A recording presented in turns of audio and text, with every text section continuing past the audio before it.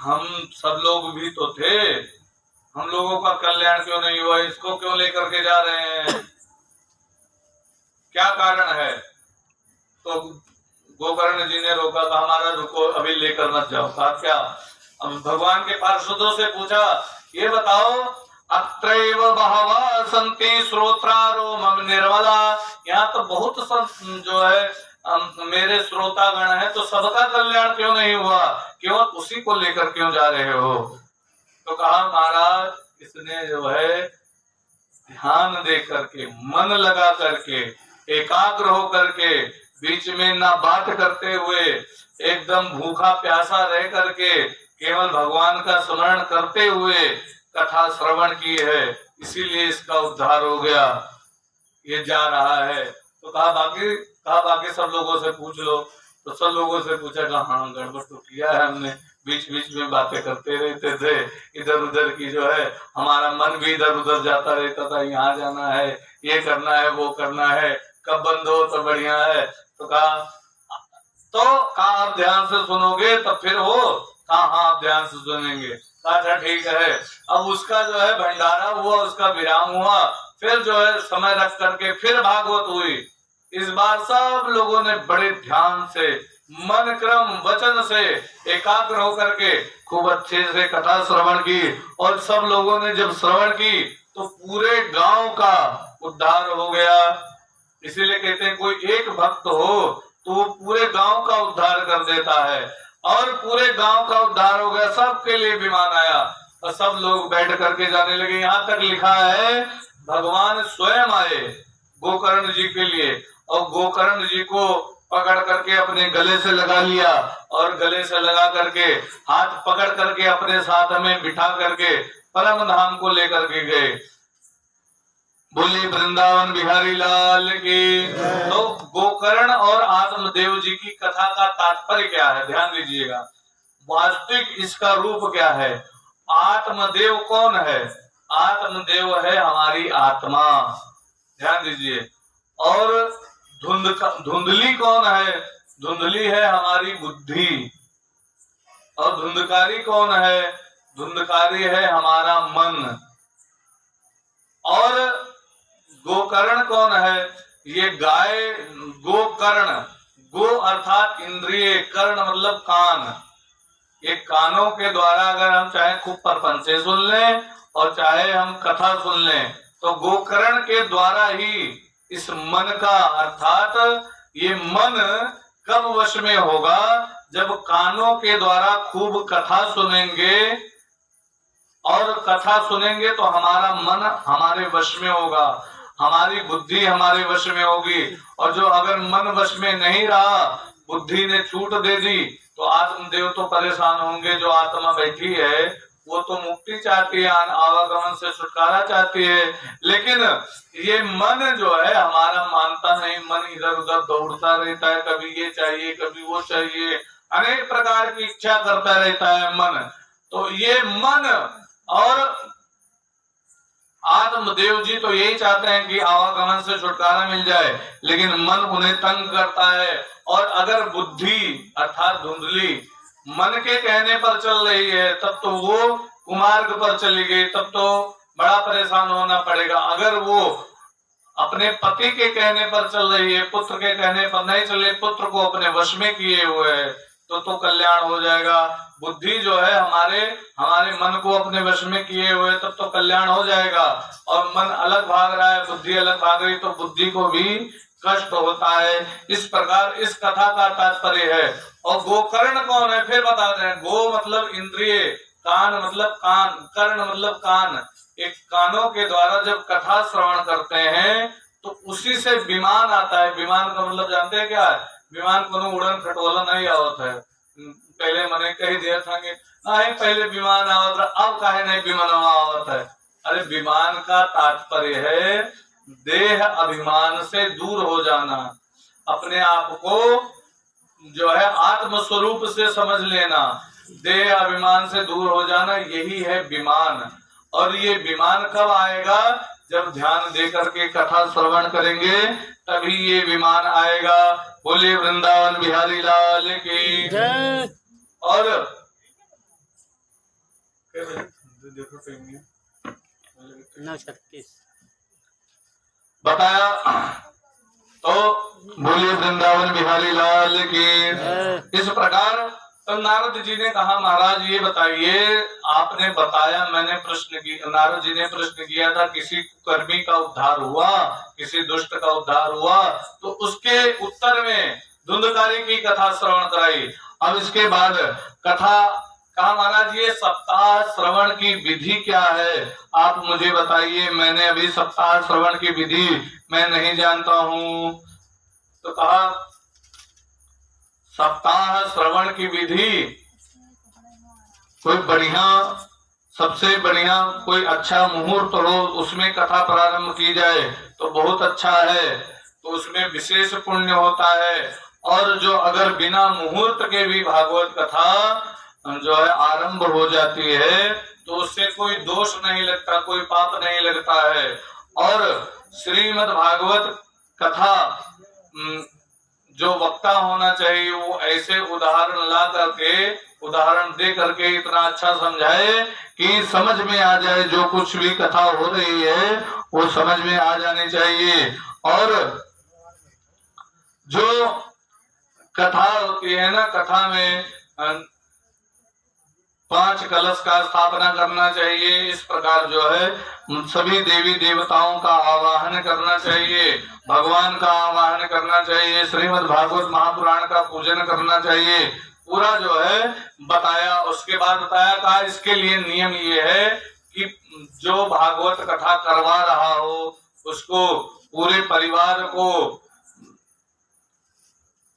छौर कर्म नहीं करना चाहिए। छौर कर्म समझते हैं दाढ़ी मूछ नहीं बनवानी चाहिए। अच्छा यहाँ तो भैया पूरा बात भागवत ये तो पूरे गाँव चाहिए, जब तक कथा चल रही तब तक जो है दाढ़ी मूछ नहीं कटवाना चाहिए, नहीं बनवाना चाहिए। तो क्योंकि सबका है, किसी एक व्यक्ति का है नहीं। और जब तक कथा चल रही हो तब तक ब्रह्मचर्य का पालन करें जो है पूरे परिवार। और लहसुन और प्याज तो बिल्कुल नहीं खाना चाहिए। और कोशिश करें जो जजमान है, श्रोता है, जो जजमान है और वक्ता है, इनको एक टाइम भोजन करना चाहिए, ना एक टाइम भोजन करें तो दोनों टाइम भोजन करें, लेकिन पाठ हो जाए उसके बाद भोजन करें, फिर स्नान करें, स्नान करने के पश्चात पुनः जो है बैठ करके पूजन कर सकते हैं। और जो अगर इस प्रकार से नहीं कर सकते तो 3 टाइम खाएं, 4 टाइम खाएं, लेकिन कथा ध्यान से सुननी चाहिए। और कोशिश करके जो वक्ता बोल रहा है इसको ऐसी कथा बोलनी चाहिए कि लोगों को उस कथा में कुछ ऐसा प्रभाव पड़े, उनको नींद ना आए, वो जो है प्रसन्न होकर के सुनते रहें। बीच बीच में जयकारा लगवाना चाहिए, बीच बीच में संकीर्तन कराना चाहिए, बीच बीच में जो है शंख भी बजा देना चाहिए और बीच बीच में ताली बजाना चाहिए। इस प्रकार भागवत कथा का नियम है। और सुबह सुबह उठ करके स्नान करने के पश्चात भागवत का के समक्ष जो पंच कलश का स्थापना किया जाता है उसमें जल डालना चाहिए। अब हम लोग तो यह सोच देना ही निर्मल कर छोड़े, मर्दन का थोड़े न छोड़े, लेकिन नहीं, स्त्री और पुरुष और चाहे जो जिस जाति का हो, भगवान के जो कलश रखे हैं इनमें जल थोड़ा थोड़ा डालना चाहिए। और भागवत के ऊपर अक्षर चढ़ाना चाहिए। चीनी और चावल या गुड़ डाल करके, पहले तो गुड़ डाला जाता था, ये जो है डाल करके 3 पूरा छोटा छोटा लगा करके भागवत के ऊपर अक्षर चढ़ाना चाहिए। और 5 परिक्रमा हो, 7 परिक्रमा हो, नियम तो है 108 का, लेकिन 108 ना कर पाए, 5, 7, 11 जो हो सकती है, शरीर में समर्थ है, व्यासासन की परिक्रमा करनी चाहिए। और भागवत के समक्ष कोई भी मनोकामना ध्यान से जो अगर श्रवण कर रहे हैं, कोई भी मनोकामना रखेंगे तो वो अवश्य पूर्ण करते हैं परमात्मा। और बताया कहा अगर इस प्रकार जो है नित्य पूजन करना चाहिए भगवान श्री कृष्ण का, भगवान।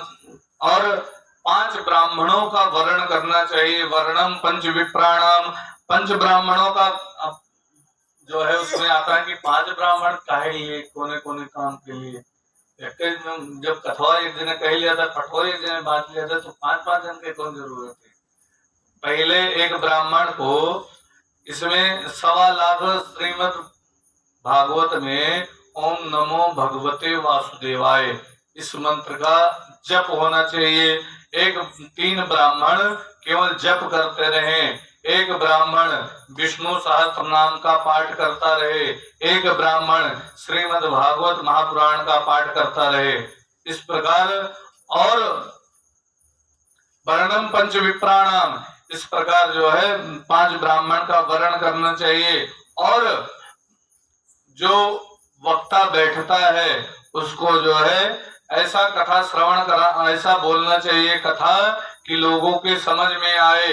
ऐसा नहीं कि खूब अध्यात्म की गूढ़ बातें बोल दे और लोगों के समझ में ना आए, कहे पता नहीं क्या बोलत है, हमें कुछ पल्ले तो पड़ा नहीं, लेकिन चलो ठीक है। तो ऐसा नहीं, ऐसा वक्ता होना चाहिए जो कुछ कथा कही जाए उसको सरल ढंग से समझा करके जो है समझाने वाला होना चाहिए। हम लोग महामाई के स्थान में बैठे हुए हैं, इन सब नियमों का पालन कर सके तो बड़ी अच्छी बात है और करना चाहिए जब तक श्रीमद् भागवत महापुराण का आयोजन है। और उसके बाद तो हम लोग स्वतंत्र हैं, कोई दिक्कत नहीं है। बोलिए वृंदावन बिहारी लाल की। इस प्रकार संक्षेप में श्रीमद् भागवत महापुराण का जो है महात्मा बताया और बताया। तब तक जब ये लोग कथा सुन रहे थे, धीरे धीरे ये ज्ञान और वैराग्य धीरे धीरे जो गिरे हुए थे धीरे धीरे उठ गए और उठ करके बैठ गए, उनके अंदर चेतनता आ गई। और भक्ति देवी जो आई थी, भक्ति देवी नाचते हुए आ रही थी और यहाँ पर बड़ा बढ़िया सब लोग वाद्य यंत्र बजाने लगे। कौन क्या बजा रहा है बताया। प्रहलाद तालधारी तरल गति तया तो चौदवा कांशधारी वीणाधारी स्वर ऋषि स्वर कुशल दया राग करता अर्जुनो बोध इंद्रो वादी मृदंगम जय जय सुकरा कीर्तने ते कुमारा यत्राग्रे भावोक्ता सरस रचनया व्यासपुत्रो बभूव। प्रहलाद जी बढ़िया ताली बजाने लगे। ये जो कथा हो रही थी सनत सनंदन सनातन सनत कुमार ये चारों ऋषि कह रहे थे, उसमें प्रहलाद जी भी आए। स्वेदज अंडज पिंडज जरायुज ये सब जितने जीव थे सब लोग आए। यहाँ तक लिखा कि वेद के जो मंत्र थे वो ऋषियों का रूप धर करके वहां पर कथा सुनने के लिए पहुंचे और जितने पुराण थे सब कथा श्रवण करने आए, जितने शास्त्र थे सब शास्त्र कथा सुनने आए। श्रीमद् भागवत की कथा श्रवण करने के लिए सब लोग आए। यहाँ तक जितने देवता थे और जितने राक्षस थे सब लोग भगवान की कथा श्रवण करने के लिए आए। तो उसमें प्रहलाद जी ताली बजाने लगे। अच्छा, हम बोल तो गए स्वेदज अंडज पिंडज जरायुज, लेकिन ये समझ में आया आपको? नहीं समझ में आया। स्वेदज, स्वेदज का तात्पर्य है जो पसीने से उत्पन्न होने वाले जानवर। पसीना से कहाँ का उत्पन्न होते जानते हो? आप लोग जानते हैं पसीने से क्या क्या जीव उत्पन्न होते हैं? पसीना से जुआ उत्पन्न होती है, खटकिरवा उत्पन्न होता है और चीलर जुआ एक के बात है।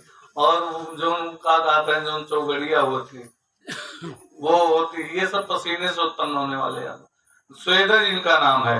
और पिंडज जो है गाय भैंस इत्यादि के द्वारा जो पिंड के द्वारा उत्पन्न होते हैं इनको पिंडज कहा गया। और स्वेदज पिंड अंडज जो अंडे के द्वारा उत्पन्न होते हैं चिड़िया इत्यादि के द्वारा। और जरायुज जो वृक्ष इत्यादि हैं, ये सब जो है सब कथा सुनने के लिए श्रीमद् भागवत की सब लोग आए और खूब अच्छे से बढ़िया प्रहलाद जी ताली बजा रहे हैं। प्रहलाद तालधारी तरल गति तया, उद्धव जी कांसा बजा रहे हैं। हम लोग तो नहीं जानते, आज के लड़के तो नहीं जानते, लेकिन पहले पुराण नहीं जानते। पहले मेलिया बजाई जाते उल्टी के क्या है, तो वो उसको कहते हैं कांसा, तो उसको बजा रहे थे उद्धव जी। उल्टी में लिया गई। प्रहलाद तालधारी तरल गति तया, उद्धवा कांसधारी वीणाधारी। और नारद जी बैठे बैठे वहीं पर वीणा बजाने लगे। वीणाधारी सुर ऋषि स्वर कुशलतया, राग करता अर्जुनोभूत। अर्जुन जो है खूब बढ़िया गा लेते थे, अर्जुन खूब बढ़िया से आलाप भरा अर्जुन ने। राग करता अर्जुनोभूत, इंद्रो वादीन मृदंगम। इंद्रदेव मृदंग बजाने लगे। मृदंग क्या जानते हैं? ढोल की तरह होता है, लेकिन उसका मुंह जो है एक बहुत छोटा होता है, एक बहुत बड़ा होता है। वो जो उसमें पट्टी लगी होती है, नट बोल्ट वाला नहीं होता है। उसको जो है बजाने लगे इंद्रदेव। इंद्रो वादिन मृदंगम, जय जय सुकरा कीर्तने ते कुमारा। और जय जयकार करने लगे ये सनत सनंदन सनातन संत कुमार, और कीर्तन गाने लगे। कीर्तने ते कुमारा यत्रा भावक्ता सरसर चनया व्यास पुत्रो बभूव। उसको देख करके व्यास पुत्र अर्थात सुखदेव जी ने बड़ा सुंदर वर्णन किया। और इस प्रकार जब जब भक्ति की बारी आई, जब भक्ति आने लगी तो भक्ति नाचने लगी। लोगों ने कहा अरे ये कौन सी स्त्री है, कथा में नाच रही है, इसको शर्म नहीं आती। लोगों ने बोलना शुरू किया तो कहा ये भक्ति देवी हैं। तो कहा आइए देवी आप विद्यमान हुई। तो सनत सनंदन सनातन संत कुमार ने कहा नहीं देवी, आपका तो सब भक्तों के हृदय में स्थान है। सब जितने भक्तगण हैं सबके हृदय में बैठ जाइए। हृदय में बैठ जाएंगी तो सब लोग भाव से और प्रेम से कथा श्रवण करेंगे। और जब खूब अच्छे से कथा श्रवण किया तो क्या होता है? भक्ति सुतो तरुणो गृहीत्वा प्रेमे करूपा सहसा विरासीत। श्री कृष्ण गोविंद हरे मुरारे, नाथेति नामानि मुहुरो वदन्ति। श्री कृष्ण गोविंद हरे मुरारे, हे नाथ नारायण वासुदेवा, इस नाम का संकीर्तन करने लगे सब लोग प्रेम से। और भक्ति के जो सुत थे, ये ज्ञान और वैराग्य, ये तरुण अवस्था में आ गए, पुनः जो है जवान हो गए और भक्ति बड़े प्रेम से नृत्य करने लगी। और इस प्रकार भागवत की कथा हुई। और कहा ये जो है कथा श्रीमद् भागवत महापुराण की कथा स्कंद पद्म पुराण से ली गई है। इस प्रकार जो है श्रीमद् भागवत का महात्म संक्षेप में हुआ। आइए अब हम लोग प्रथम स्कंद की कथा में प्रवेश करते हैं। प्रथम स्कंद की कथा में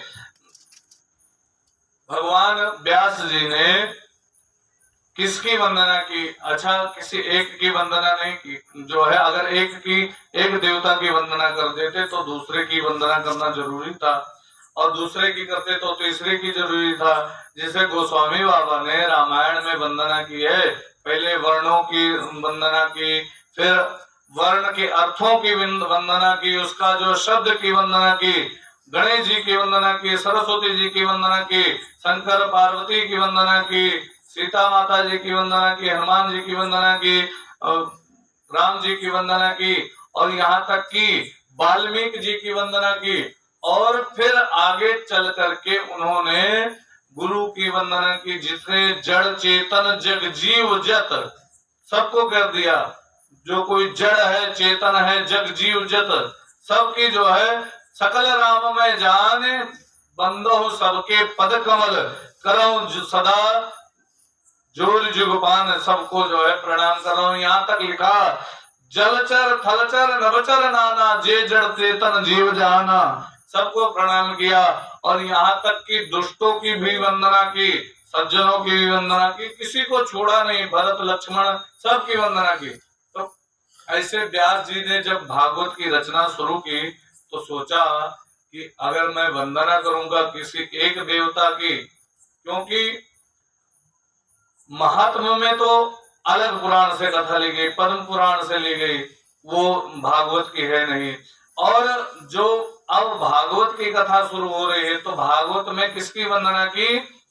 लिखा जन्माद्यस्य तन्वयादि तरितश्चार्थे सुविज्ञा स्वराट तेने ब्रह्म हृदय आदि कवये मुह्यन्ति यत् सूरया तेजो वारिमृदां यथा विनिमयो यत्र सर्गो मृषा धाम्ना स्वेन सदा निरस्तकुहकं सत्यं परं धीमहि। जिससे सृष्टि उत्पन्न होती है, स्थित रहती है और प्रलय होती है। ध्यान दीजिएगा, कल वाली बात है, सच्चिदानंद रूपाय जो कल चला था प्रसंग, उसी का है बिल्कुल।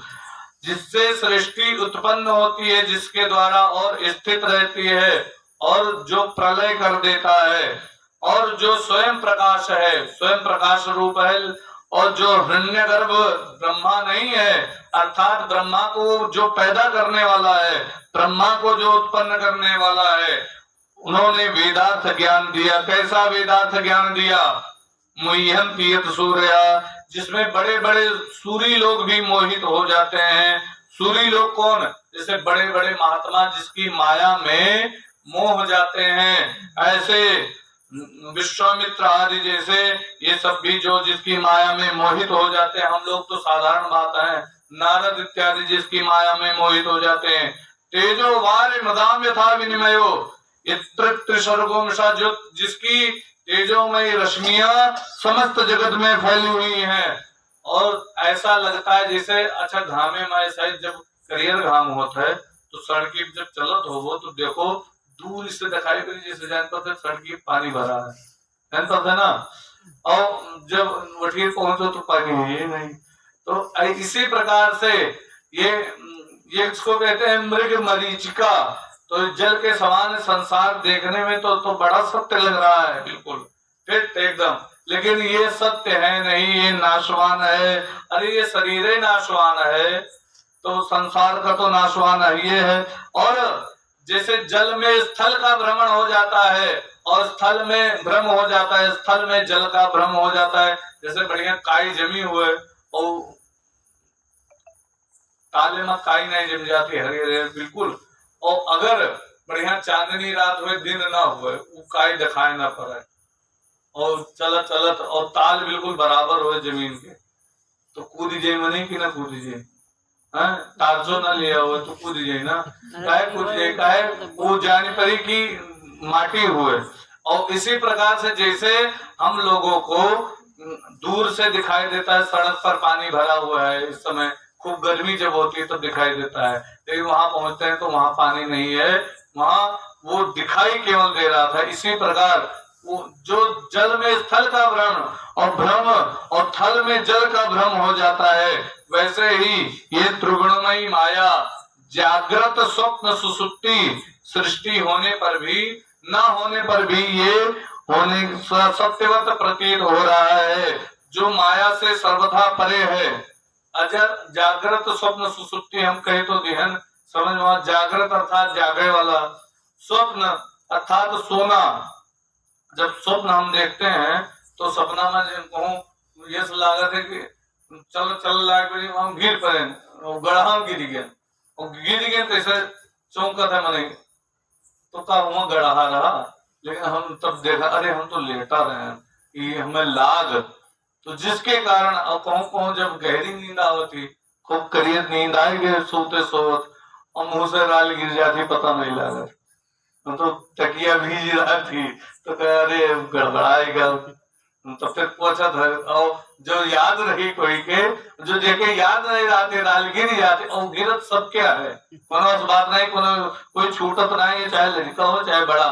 तो जो एक विश्वास ना हो तो सवेरे सवेरे देखो, जब शीशम देखो तो यहाँ उज्जर उज्जर बना रहता है, और हर एक मने तो काहे झुराई जाती है, और झुरान झुरान फिर बना रहता है। तो कहने का भाव ये सुसुप्ति अवस्था आती है, गहरी नींद, उसमें होश नहीं रहता शरीर का, और जागृत स्वप्न सुसुप्ति जागते हैं तो ये जो दिखाई दे रहा है ये तीनों असत्य है, वो जो परमात्मा है वही सत्य है, उसका हम ध्यान करते हैं, जो सत्य रूपी परमात्मा है। अच्छा वही परमात्मा सत्य रूपी सबके अंदर विद्यमान है, चाहे काली जी हुए, चाहे दुर्गा जी हुए, चाहे गणेश जी हुए, चाहे लक्ष्मी हुए, चाहे पार्वती हुए, चाहे विष्णु भगवान, शंकर भगवान, चाहे जो हुए, सबके अंदर वही परमात्मा एक ही विद्यमान है, और वह परमात्मा हमारे अंदर, आपके अंदर, सबके अंदर विद्यमान है। तो उसकी वंदना कर दी, सत्य की वंदना, और उसी में सब लोग आ गए, चींटी से लेकर के हाथी तक और ब्रह्मा से लेकर के चींटी तक, जो है इंद्र तक इत्यादि, ये सब आ गए, कोई बचा नहीं। ऐसी वंदना की व्यास जी ने, सत्य की वंदना की, और सत्य में ही तो सत्य को परम धर्म बताया, सत्य ही परम धर्म है। अच्छा, हम लोग कोई बुरा ना मानो, हम लोग कथा सुना जाता है सत्यनारायण के, तो कहिए अरे हम पानी, जब बाई चांस को लेट हो जाए थे, अपन बताए थे लेट हो जाए थे, अरे पंडित अपना देर से बैठा है, जो हम पानी नहीं पिया, पियासन मर जाए थे, ये मरी जाए थे। ज्यादातर माताएं सुनती हैं और पुरुष वर्ग बहुत कम, तो कहीं अरे हम पियासन मर गए, तो वास्तव में और बोले बैठी हैं झुआ भर झूठ। तो सत्यनारायण व्रत कथा सुनने से क्या फायदा? वास्तव में सत्यनारायण व्रत कथा सुने सुने कब चाहिए, वके व्रत का किन जात है, जया कथा सुने हुए तैया घर भर झूठ न बोले, कि आज हम घर भर झूठ न बोलवे, आज हमारे यहाँ सत्यनारायण व्रत कथा है। अरे ना घर भर बोल पाओ तो कम से कम जे सुनत है ते न बोले, जो है झूठ ना बोले के, जो अतरो ना ही कह सकता है, तो जब तक कथा ना सुन ले तब तक ना झूठ बोलो, अतरो तो कहीं जगत है, और अतरो ना ही कह सकता तो फिर काया जारे नहीं मर गई है। इसीलिए कहा है, अगर साच बराबर तप नहीं, झूठ बराबर पाप, और जाके हृदय साच है ताके हृदय आप। अगर एको घंटा झूठ नहीं बोला व्यक्ति, उसके बाद कथा सुन ले, तो वह परम जो है लाभ होता है। वास्तव में सत्यनारायण कथा के तो लाभ ही है, और झूठ खूब जो क्या है, और कहीं ना हम पानी नहीं पिया, हम प्यासन रहेंगे, तो ऐसे कहाँ फायदा होने वाला। इसीलिए कहा, तब जब सत्य बोलते हैं तो ये तप हो जाता है हमारा, और उस तप के आधार पर हम कोई भी कामना करते हैं, संसार की या परिवार की या परमात्मा की, तो वो पूर्ण हो जाता है। और अगर हमने सच नहीं बोला, हम झूठे बोलते रहे और खूब व्रत किए, हम पानी नहीं पिया सुबह और कथा बैठे सुनी तो लाभ नहीं होने वाला, क्योंकि उसमें लिखा है, हम अपनी मर्जी से नहीं बोले, उसमें लिखा है सत्य से व्रतमाचरेत, सत्य का व्रत करना चाहिए।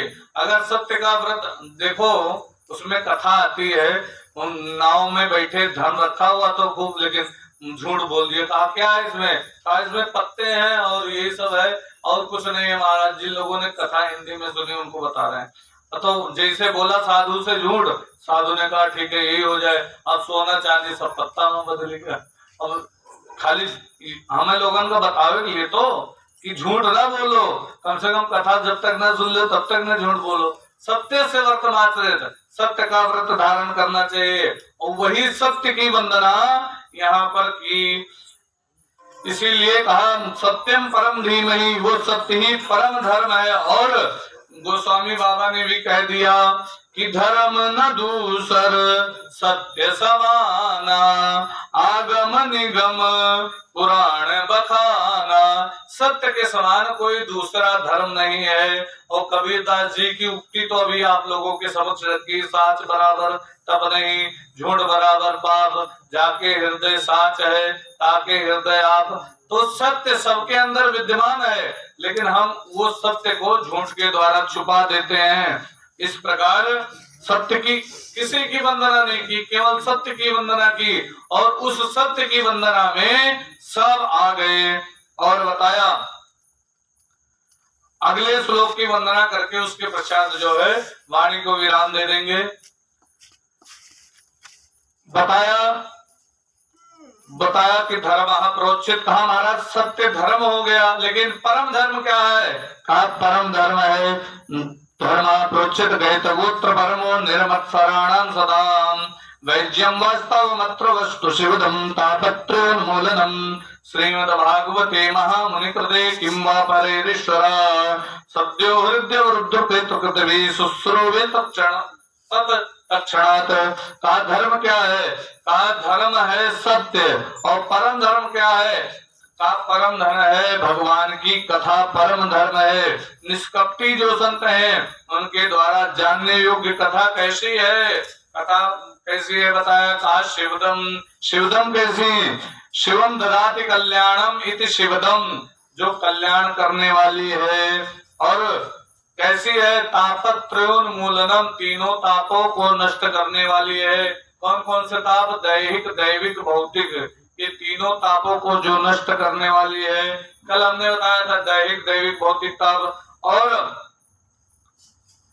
जब ये कथा सुनने का मन हमारे घर में, जैसे भागवत की कथा हो रही है, हमारे मन में आया अरे हम भागवत आज कथा सुनने के लिए जाएंगे, और जैसे जाने का मन में संकल्प किए कि आज जाएंगे, तैसे जो है परमात्मा आकर के जो है बैठ करके प्रेरणा देने वाला वही है अंदर बैठ करके, और वो कहता है जो है कथा सुनने के लिए चलो। और जब कथा सुनने के लिए निकले, चाहे दूर से हैं चाहे नजदीक से हैं, लेकिन तब तक की जिम्मेदारी भगवान की हो जाती है कि ये मेरी कथा सुनने जा रहा है, इसका किसी भी प्रकार से तन मन धन का अहित नहीं होने दूंगा। वो परमात्मा अपने ऊपर जिम्मेदारी ले लेता है जब हम कथा सुनने के लिए निकलते हैं। और जैसे हनुमान चालीसा में किसी ने पूछा कि परहित बस जिनके मन माही, तिनका जग दुर्लभ कछु नाही, जिसके जो है हनुमान चालीसा में लिखा है नहीं कि नासै रोग हरे सब पीरा, जब निरंतर हनुमत वीरा, जो भगवान हनुमान जी का स्मरण करता है उसका जो है रोग इत्यादि सब नष्ट हो जाता है। तो ऐसे केवल भगवान की कथा सुनने के लिए जब हम लोग निकलते हैं, तो ये जो है हमारा पूरी जिम्मेदारी घर की और पूरे परिवार की जिम्मेदारी वो परमात्मा अपने ऊपर ले लेता है। अच्छा, कभी इस प्रकार जो है वो कभी अहित नहीं होने देता अपने भक्तों का। और बताया, कहा निर्मत्सराणाम सदाम वाज्यम वास्तव मत्र वस्तु शिवदम, तापत्रयोन्मूलनम, तीनों तापों को नष्ट करने वाली है। श्रीमद् भागवते महामुनि कृते किम वा परे ईश्वर, वो श्रीमद् भागवत महामुनि के द्वारा रचित सद्यो हृदय वरुद्धते पृथ्वी शुश्रूषि तत्क्षणात्, जो वो कथा श्रवण करने के लिए आता है परमात्मा उसके अंदर विद्यमान हो जाता है। इस प्रकार जो है बताया। और बताया आगे जो है संक्षेप में वर्णन करते, इसका भी बड़ा विस्तार से व्याख्या होता है। आगे श्रीमद् भागवत महापुराण की वंदना की, क्या वंदना की, निगम कल्पतरोर्गलितं फलम शुकमुखादमृतद्रव संयुतम पिबत भागवतम रसमालयम मुहुर्हुरसिका भुवि भावुका। निगम रूपी कल्प वृक्ष, निगम अर्थात वेद, और तरोर्गलितं फलम, उस जो है वृक्ष का पका हुआ जो फल है, पका हुआ क्या बताया, गला हुआ, बिल्कुल गला। अच्छा, गला जब फल होगा तो उसमें कीड़ा पड़ जाएगा, तो कीड़ा है इसमें, कहा महाराज इसमें कीड़ा है, कहा नहीं इसमें कीड़ा नहीं है। तो कहा मीठा है कि नहीं, मीठा नहीं होगा, मुश्किल है, कहा नहीं मीठा है, कहा ये 100% की गारंटी। कहा क्यों मीठा है, कहा इसमें सुखदेव जी ने मुख लगाया हुआ। अच्छा, जब हम लोग तो जब छोड़ रहे हैं तो आम जब आओ तो आम के तो मौसम ही है, तो जब वहां जावा जाए तो जब कटा आम मिल जाए तो बड़े लड़के खुश होते हैं, अरे सुग्गा का आटा मिल गया, सुग्गा का आटा मिल गया, कटोला मिल गया, खुश हुआ। काहे, वो मीठ होता है। अभी चाहे सोचो सुग्गा ऐसे आंबे में मुंह लगावत है कि वो मीठ हो जाता है, वो पहले से मीठ रहा था तब वो वहां मुंह लगावत है। यह सुग्गा के मुख में ये मेरे कोनो है तत्व की जोने आंबे में मुख लगाए लेता है वो मीठ हो जाता है। तो इसे मीठ हो जाता है, पक्का है, मीठ रहा था चाहे कच्चे रहे लेकिन मीठ जरूर रहे। तो कहा ये भी मीठा है फल, ये भागवत का जो फल है वेद का ये मीठा है। कहा इसमें क्या, कहा इसमें भी सुखदेव रूपी तोते ने मुख लगाया हुआ है। कहा मुख लगाया हुआ, कहा हाँ, कहा कैसा तो जो है मुख लगाया हुआ है, कहा और इसमें भरा क्या है? कहा गुठली होगा, छिलका होगा। कहा इसमें न घुसली है न छिलका है, कुछ भी नहीं है। तो कहा क्या है इसमें? कहा इसमें अमृत भरा पड़ा हुआ है। कहा कौन सा अमृत? कहा अमर बना देने वाला अमृत।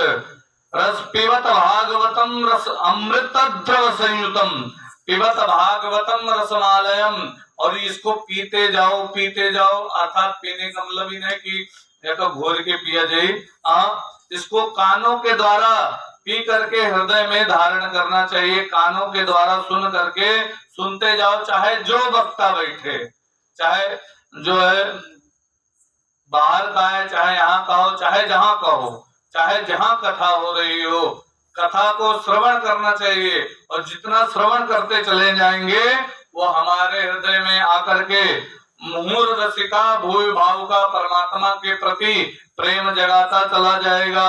इस प्रकार जो है व्यास जी ने श्रीमद् भागवत महापुराण की वंदना की और नारायण की वंदना की। नारायणम नमस्कृत्यं नरं चैव नरोत्तमं देवीं सरस्वतीं व्यासं ततो जयमुदीरयेत। इस प्रकार नारायण की वंदना की और भागवत के आचार्य सुखदेव स्वामी की वंदना की। यम प्रवजन्तमनुपेतमपेत कृत्यं द्वैपायनो विरागा तराजुहाव पुत्रेति तन्मयतया तरवोभिनेदुः तम सर्वभूत हृदयं मुनिमानतोऽस्मि। तब फिर वंदना की सुखदेव स्वामी जी की। संक्षेप में सुखदेव स्वामी एक गोलोक धाम में राधा रानी के गोदी में खेला करते थे। राधा रानी जितने महापुरुष आते हैं पृथ्वी पर सप्तमात्मा, ये वहां से जबरदस्ती भेजे जाते हैं जाकर के मृत्यु लोक में कल्याण करो सबका। वो उनको भेजा गया, कहा जाओ चले जाओ मृत्यु लोक पर। कहा नहीं जाएंगे माता जी। कहा क्यों नहीं जाओगे? कहा वहां पर भगवान की माया मुझे पकड़ लेगी, इसलिए मैं नीचे नहीं जाऊंगा मृत्यु लोक में। कहा चले जाओ, हमारी माया भगवान की नहीं तंग करेगी। तो भगवान ने स्वयं कहा। तो सुखदेव जी ने कहा अच्छा ठीक है, आपके कहने पर चले जाते हैं। सुखदेव स्वामी जी चले आए और यहाँ पर सुग्गी के गर्भ में आए, एक अंडे के रूप में परिणत हो गए। अब वो अंडा अमरनाथ की गुफा में वहां पर रखा गया। अब देखिए लीला दोनों मिलती जुलती कथा है। और दूसरा क्या होता है, एक बार नारद जी माता पार्वती जी के यहाँ पहुंचे, शंकर जी के यहाँ, और पार्वती जी ने प्रणाम किया। नारद जी पार्वती जी के गुरु हैं, प्रणाम किया, बैठाया, आसन दिया। बात होने लगी तो नारद जी ने कहा अरे आजकल कोई पति पत्नी एक दूसरे को प्रेम नहीं करता है और कोई जो है संसार में ऐसा नहीं एक दूसरे के प्रति प्रेम नहीं रहेगा। तो पार्वती जी ने कहा नहीं, हमारे भोलेनाथ तो हमें तो बहुत प्रेम करते हैं। तो कहा ये कैसे हम मान लें? कहा कोई समाधि में जिस भगवान का दर्शन होता है वो बताता नहीं कि आज हमें इस भगवान के दर्शन हुए, लेकिन हमारे भोलेनाथ हमें बता देते आज विष्णु भगवान के दर्शन हुए समाधि में, आज कृष्ण के दर्शन हुए, आज नरसिंह भगवान के दर्शन हुए, वो पूरा बता देते हैं। तो इसलिए हमें से प्रेम नहीं करते। कहा अरे देवी ये सब झूठा है। अब देखो नारद जी का लगाना धीरे से। कहा झूठा है? कहा हम पूछे वो पूछो। कहा क्या? कहा अच्छा इनसे पूछो ये जो अपने गले में खोपड़ी की माला पहने हो, मुंड की माला, ये किसके मुंड की माला है पहने हुए? किसके खोपड़ी की माला ये पहने हुए हैं? कहा ये पूछा कभी आपने? कहा ये तो हमने नहीं पूछा। तो कहा कभी आपने मन से बताया? उन्होंने कहा नहीं। तो कहा अब बताओ कहाँ प्रेम करते हैं? तुमसे प्रेम करते होते तो बता देते। अब पार्वती जी के आया क्रोध, अरे आने दो, अब होगी बातचीत। अब खूब क्रोधित हो गई पार्वती जी, अब आने दो भगवान भोलेनाथ को। अब इधर नारद जी धीरे से, उनका काम बन गया था, कहा ठीक है माता जी हम चलते हैं। अब जैसे बाहर निकले थे उधर से भोलेनाथ आ रहे थे अंदर। तो कहा प्रणाम किया, कहा प्रभु प्रणाम, माता जी बुला रही इशारे में। कहा क्रोधित भी है बहुत। कहा महाराज आप होकर के आए तो क्रोधित तो होंगी, आप वहां से होकर के आए हैं। कहा अच्छा ठीक है। अब जब अंदर पहुंचे तब भगवान भोलेनाथ को लगी बोलने। कहा ऊपर से केवल कर्पूर गौरों की तरह केवल गोरे बने रहते हो भस्म लगा करके, अंदर से तुम बहुत काले हो, हम आज हमें पता लगा। कहा क्या हुआ देवी? कहा नहीं नहीं, अरे हम आज से आपसे बातें नहीं करेंगे। कहा नहीं बताओ तो क्या हुआ। खूब बोल चुकी, तब कहा ये बताओ आज तक तुमने बताया नहीं आपने कि ये किसके मुंड की माला पहने हुए हैं, जो खोपड़ी की माला पहने हुए हैं किसके खोपड़ी की माला है। कहा देवी इससे तुम्हें क्या लेना देना, क्या जरूरत है। कहा नहीं हमें बताना पड़ेगा ये किसके खोपड़ी की माला है। अब 3 जिद बड़ी खतरनाक होती, एक राजहट, एक बालहट, एक त्रियाहट। ये 3 जिद बड़ी खतरनाक होती। ये एक लड़के जिद के लिए तो का रोई के चाहे जोन में लेके तब दम ले आए, और चाहे पापा कर्जा गाड़ी के लावे दिए लेकिन वो का दिए करी उन्हें मजबूरी। निर्भय जिद के लिए हमें चाहिए खाने चाहिए नफरत चाहिए, और वो चाहे कर्जा काट के लेके आवा लेकिन देख के लिए। और एक राजहट, राजा मोदी का खूब कोशिश की कि नोटबंदी में नोट ना बंद कर, लेकिन बंद कही दे तो कही दे, लाग रहे हो तो लाग रहे हो लाइट पर, लेकिन वो बंद कही के तब माने। तो उसका जो फैसला था उसने किया, तो राजहट और आखिर में वही हम लोगों ने स्वीकार किया। लेकिन उस समय काउन धरना प्रदर्शन कपड़ा के सब छटपटाए रही गए, लेकिन कुछ नहीं। तो कहा राजहट बालहट त्रियाहट, तो यहाँ पर और बालहट राजहट ये तो चलो कुछ कुशल भी है, लेकिन त्रियाहट तो बिल्कुल नहीं। वो जब त्रियाहट हो गया तो वो बस जो कह दिया वो कह दिया, वो चाहिए तो चाहिए। पार्वती जी ने कहा नहीं हमें जो है आप बताइए कि किसके मुंड की माला पहने हुए। कहा देवी क्या जरूरत है। कहा नहीं हमारे गुरुजी ने कहा बताएंगे नहीं जल्दी, लेकिन आज आपको बताना पड़ेगा। बताइए। कहा था ठीक है बस यही बताएंगे, इसके बाद दूसरा प्रश्न मत पूछना। कहे नहीं हमारी इच्छा हुई तो हम पूछेंगे, आप हमें ये बताओ पहले। शंकर जी ने कहा ये तुम्हारे मुंड की माला पहने हुए हैं। तो कहा मेरे मुंड की माला। कहा हाँ। कहा इसका मतलब मैं ये कैसे। कहा जितनी बार तुम मरी और तुम्हारा दाग हुआ उसमें जो मुंड था वो मुंड निकाल करके मैंने माला में पिरो करके पहन लिया। तो कहा इतनी बार मैं मर चुकी हूं। कहा हाँ। कहा आप क्यों नहीं मरे। दूसरा प्रश्न आप क्यों नहीं मरे बताओ, आपके ऊपर जो है ये प्रभाव क्यों नहीं पड़ा। कहा देवी मैंने कहा था दूसरा प्रश्न मत करना। कहा नहीं आपने कहा लेकिन मैं नहीं मानने वाली, मुझे बताओ आप क्यों नहीं मरे। कहा नहीं। शंकर जी ने फिर कहा मैंने अमर कथा सुन रखी है। अब कहा अच्छा ठीक है इसके बाद प्रश्न मत करना, बता दिए मैंने अमर कथा सुन रखी है। कहा नहीं मुझे भी अमर कथा सुनाओ, मैं भी सुनूंगी चाहे जैसे भी। तो कहा अच्छा ठीक है। अब अमर कथा का देवी ऐसे नहीं सुनाई जाती है। तो कहा जहां सुनाई जाती हो जैसे सुनाई जाती हो मुझे सुनाओ, लेकिन मुझे कथा सुननी है अमर कथा। तो कहा अच्छा चलो ठीक है। लेकर के आए अमरनाथ गुफा, जहाँ अमरनाथ है अमरनाथ की गुफा में लेकर के आए, डमरू बजाया, जितने थे जानवर पशु पक्षी इत्यादि सब वहां से भाग गए, कोई नहीं रुका। वो सुकत देव रूपी जो अंडा था, ध्यान दीजिए वो अंडा वही था उसी गुफा में। अब पार्वती जी को अच्छा वक्ता का यह मेरे कथा न का आंख बंद करके बोला करे, चाहे कोई सोई जाए कोई फर्क नहीं है। वक्ता को देखते हुए बोलना चाहिए कि कौन लोग जग रहा है, कौन लोग सो रहे हैं, कौन झपकी ले रहे हैं, कौन जो है इस प्रकार। तो शंकर जी तो आंख बंद करके बोलने लगे कथा। अब बैठे बैठे बोलते जाए। पार्वती जी हुंकारी भर रही थी, हुंकारी तो सुनते हो हर चीज पर अब शंकर जी ये समझ रहे थे पार्वती जी कथा सुन रही हैं, और जो है सुनते सुनते जो है कुछ ऐसा प्रभाव हुआ, आ गई नींद। अब जो है सुनते सुनते सो गई। अब जब सो गई तो हल्का हल्का चला, तब तक ये कथा सुनते सुनते जो अंडा था वो टूट गया, उसके अंदर बच्चा हो गया उस पर जो है, और वो बच्चा जो है कथा सुनने लगा। तब देखा पार्वती जी सो रही हैं, तो एक चक्कर हुकारी नहीं भरी, शंकर जी कथा सुनाते जा रहे हैं। तब जब एक चक्कर हुकारी नहीं भरी तो कहा पार्वती जी तो सो गई और कथा हो जाएगी बंद। एक काम करते हैं जो सुन रहा था तोता वही वो बोलने लगा अब जो है कथा उसने पूरी सुन ली। जो सुखदेव रूपी तोता था, उसने पूरी कथा सुन ली। और जब कथा सुन ली तब शंकर जी की आंख खुली तो पार्वती जी तो सोई हुई वहीं पर। अब देखा तो ये मुखारी कौन भर रहा था, कौन कर रहा था। देखा, कहा ये तो तोता था, उसको मारने के लिए, लीला के लिए त्रिशूल छोड़ दिया उसके पीछे मारने के लिए। तो इधर व्यास जी की जो पत्नी थी महारानी वितिका, वो मुख खोल करके जमुआई ले रही थी, और उधर से वो तोता उड़ते उड़ते आया, मुख में प्रवेश करके उधर में चला गया पेट में।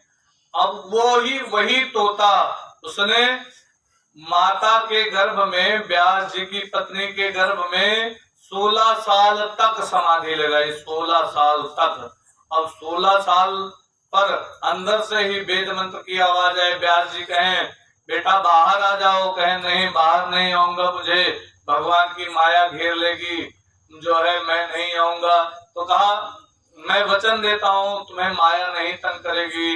बड़ा कोशिश करने पर सुखदेव जी का प्रादुर्भाव हुआ। बोले सुखदेव स्वामी की। और जैसे प्रकट हुए 16 साल की अवस्था, बड़े बड़े बाल, और कुछ करना नहीं, ऐसे जैसे थे ऐसे जो है उठ करके बस सीधे चल दिए। जैसे जन्म लिया तैसे उठ करके चल दिए, और चलते चलते चलते चलते जा करके वन में बैठ करके समाधि लगा करके भगवान का स्मरण करने लगे। और पीछे व्यास जी आवाज लगाते जाए लेकिन उनके कोई फर्क नहीं पड़े। पीछे व्यास जी कहे हे पुत्र आ जाओ, लौट आओ लौट आओ लौट आओ, आज आओ। लेकिन वो लौटे नहीं वापस, उन्होंने ध्यान नहीं दिया। वहां पर जो वृक्ष लगे हुए थे, वृक्षों ने उत्तर दिया, हे बाबा कौन किसका बेटा, कौन किसका बाप, पता नहीं कितनी बार आप इसके बेटा बने हो, पता नहीं कितनी बार ये आपका बेटा बना है, ये तो सर्वभूत हृदय है, सबके अंदर रमण करने वाला, चले जाओ यहाँ से। यहाँ तक लिखा कि जो कुछ माताएं वहां स्नान कर रही थी, और सुखदेव जी स्वामी निकल गए सामने से, उनको कोई फर्क नहीं पड़ा। व्यास जी जैसे आए तैसे फटाफट कपड़ा पहनने लगी और हाथ जोड़ के क्षमा मांगा। कहा महाराज हमें क्षमा करिएगा, हमने आपको देखा नहीं, हम ऐसे स्नान कर रही थी। तो व्यास जी ने कहा मेरा बड़ा जवान बालक निकल गया तुम लोगों के सामने से, तब तुम्हें लज्जा नहीं है हमसे, हम बुजुर्ग हैं, हमसे लज्जा आ रही है। तो उन स्त्रियों ने क्या उत्तर दिया, महाराज उसे क्या पता, वो तो सर्वभूत हृदय है, वो स्त्री और पुरुष को बराबर समझता है, वो स्त्री और पुरुष का भेद नहीं जानता, स्त्री पुरुष का संबंध नहीं जानता, वो इससे परे है, वो तो सर्वभूत हृदय है। तब व्यास जी सोचने लगे किसी प्रकार मेरा बेटा आ जाए, लेकिन नहीं लौटा। वो जितना दृश्य देखा था उतना ही लिख दिया भागवत में। क्या जन्म लेते ही 16 साल की अवस्था, और जैसे जन्म लिया तैसे खड़े होकर के चल दिए, और पीछे से आवाज लगा रहे हैं आज आओ आज आओ। वृक्षों ने उत्तर दिया ये तो सर्वभूत हृदय है। अच्छा जिसके अगर कोई से कोई पूछो कि फलाने जानते हो, तो देखे न है, नाम सुना है लेकिन देखे न याद नहीं है, तो बताइए अरे यही मेरा गढ़न रही, सांवर रहे, गुरार रहे, ये मेरा आँखी, ये मेरा पूरा गढ़न नखा सिखा दे बता दे, हाँ हाँ वही हुए। अच्छा उन्हें तो हम जानते रहे लेकिन नब्बा नहीं जानता। अब देखो तो इसी प्रकार ये नखा सिखा पूरा बता रहे हैं लेकिन नाम नहीं पता सुखदेव जी का। पूरा नाम नखा सिखा बता दिया, जन्म लेते ही जो सीधे वन में तपस्या के लिए चल दिया, जो सर्वभूत है जिसके लिए वृक्षों ने उत्तर दिया, उसको मैं बुला रहा था लेकिन वो वापस नहीं लौटा। ऐसे सुखदेव स्वामी जी को उनको भी वंदना की। तम सर्वभूत हृदय मुनिमान तोस्मी, ये जो है वृक्षों ने माना, मुनियों ने माना। बोले वृंदावन बिहारी लाल की। इस प्रकार जो है अब आइए इसी पर वाणी को विराम, भगवान के पावन नाम का स्मरण, तब तक आरती की व्यवस्था हो रही है। आरती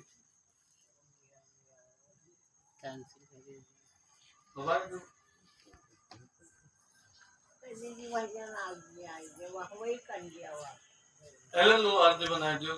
आइए सब लोग प्रेम से भगवान के पावन नाम का स्मरण करेंगे।